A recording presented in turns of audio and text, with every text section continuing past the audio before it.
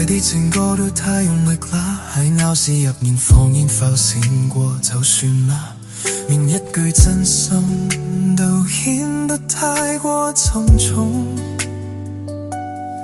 你戴住耳機卻熄咗個美夢，升返支吉他一聲一聲咁跳動。若果有人明就不必再寂寞。原來我哋唔係聽唔見愛，只係被太多喧嘩掩蓋。你忽然問我仲相信咩嘢存在，我抬頭啱啱睇到你眼入面嘅海。如果世界只剩一個音，讓它慢慢走進你心內，不必跟誰比，不必被誰聽見，就為了擁抱此刻的自己。雨往眼淚只剩無所謂的歌，就讓它安靜流過指縫。當所有華麗都褪成沉默，你還願不願意為平凡心動。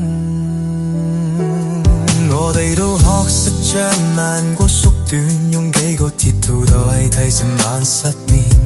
就算時間倒流，都翻唔到以前。你將音量調細，反而聽得更清楚。每一個呼吸都係種救贖，係無人拍掌嘅房。學識唔好辜負。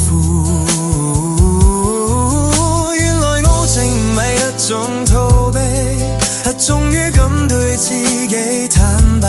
你忽然笑咗話，其實未算太壞，起碼仲有音樂陪住我哋落敗。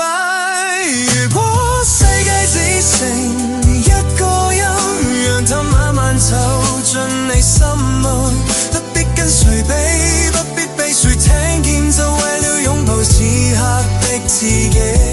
雨往眼淚只剩無所謂的歌，就讓它安靜流過指縫。當所有壞都褪成沉默，你還願不願意為平凡心動？或者被遺忘並無咁可惜，可惜嘅我哋學識唔再相信，到你將最後一盞燈熄滅，仲願唔願意為一個名敞開自己？若果世界只剩一個音，言句停喺你眼睫毛邊緣，唔使跌落嚟都算一種紀念，紀念我哋仲相信會被看見。如果有一日唔再需要歌詞，係因為你終於學識誠實。當心跳變做日常嘅背景，你會聽見自己。最安靜嘅回音。